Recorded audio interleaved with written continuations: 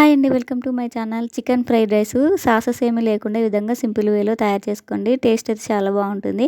1 spoon వరకు cornflour, రుచికి సరిపడా ఉప్పు మరియు కారము, చిటికెడు పసుపు, చిటికెడు గరం మసాలా వేసి ఈ మసాలాలన్నీ చికెన్ పీసెస్‌కి పట్టే విధంగా ఒకసారి కలిపేసుకోవాలి. తర్వాత 1 స్పూన్ వరకు వాటర్‌ని యాడ్ చేసి కొంచెం మ్యారినేట్ చేసినట్టు కలిపి పక్కన పెట్టుకోవాలి. ఇప్పుడు డీప్ ఫ్రైకి సరిపడినంత ఆయిల్ పెట్టుకోవాలి. ముందుగా కలిపి పెట్టుకున్నటువంటి చికెన్ పీసెస్‌ని ఆయిల్‌లో వేసుకొని డీప్ ఫ్రై చేసుకోవాలి. సో ఒకవైపు కాలిన తర్వాత రెండో వైపుకి టర్న్ చేసుకొని కలుపుకుంటూ మంచి కలర్ వచ్చేంత వరకు వేయించుకోవాలి. ఈ విధంగా కొద్దిగా ఆయిల్ వేసినా సరే పీసెస్ అనేవి మంచిగా కుక్ అవుతాయి అన్నమాట. లోపల మనకి ఉడికింది అని తెలుస్తుంది ఒక పీస్ పట్టుకొని చూస్తే.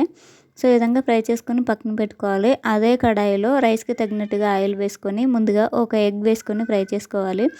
ఇలా ఫ్రై చేసుకున్న తర్వాత ఒక 2 పచ్చిమిర్చి కట్ చేసి వేసుకోవాలి.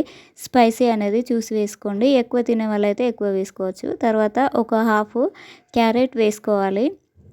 ఆ తర్వాత కొంచెం క్యాబేజీ వేసుకున్నాను నేను. క్యాబేజీ ఇష్టం లేని వాళ్ళు స్కిప్ చేయండి.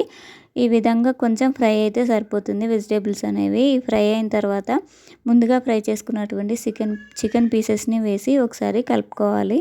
ఆ తర్వాత రుచికి సరిపడినంత రైస్‌కి సరిపడినంతగా సాల్ట్ మరియు కారం వేసుకోవాలి. సాల్ట్, కారము చూసి వేసుకోండి. ఎందుకంటే మనం ఆల్రెడీ చికెన్ పీసెస్‌లో వేసాం కాబట్టి. తర్వాత చిటికెడు పసుపు, కొంచెం గరం మసాలా వేసుకున్నాను.